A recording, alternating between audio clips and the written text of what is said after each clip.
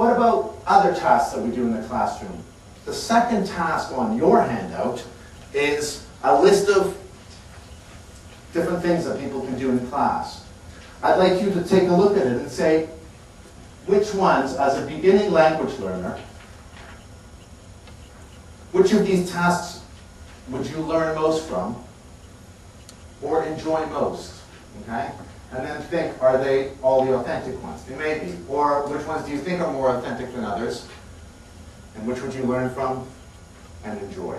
Okay? So just do that for a couple of minutes.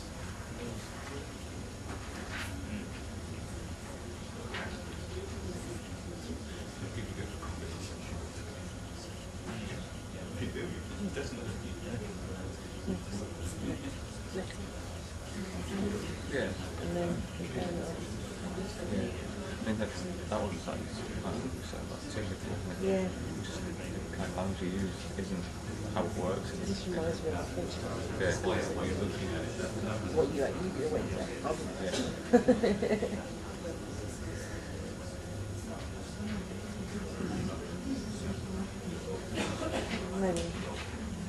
yeah.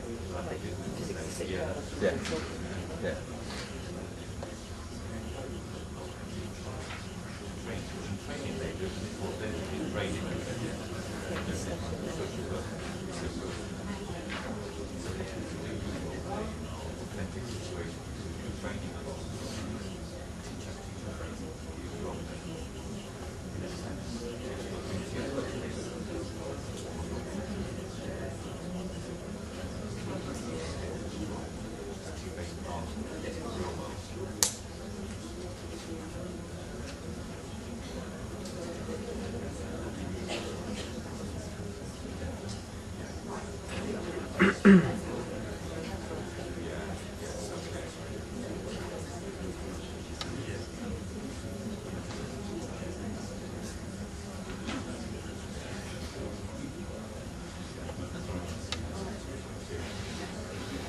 Okay.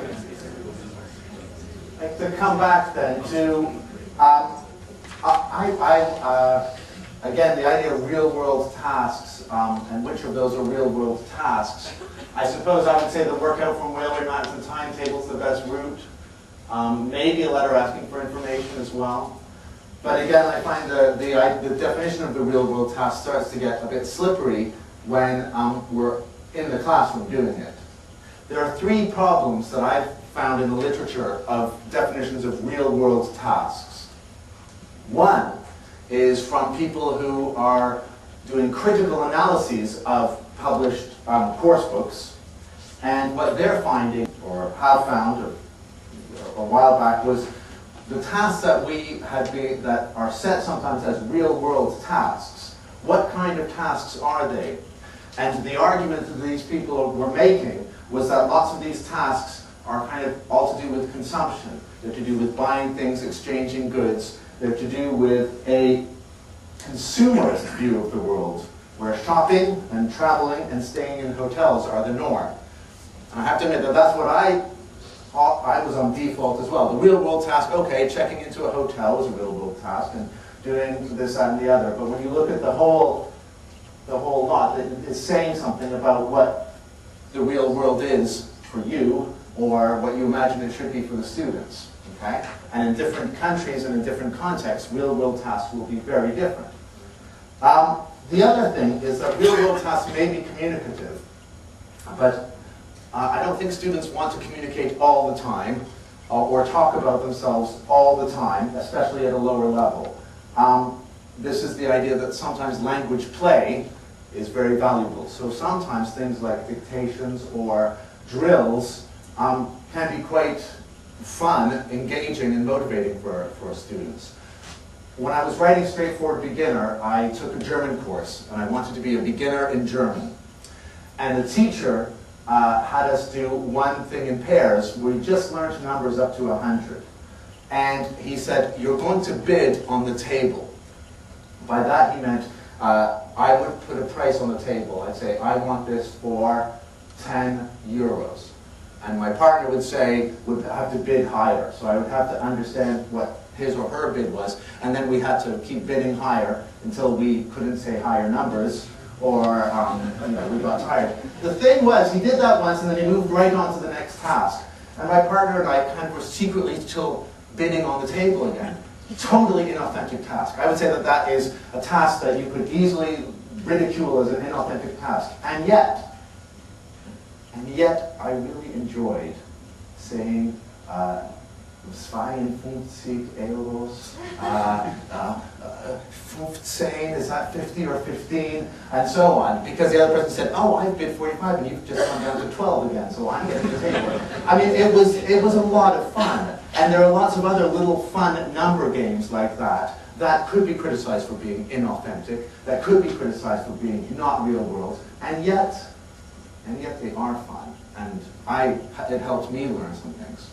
Another activity that I did with the fellow students, it's terrible when you're a language teacher in a language class because you start hijacking the class and saying, can we do this, can we do more of that, and so on.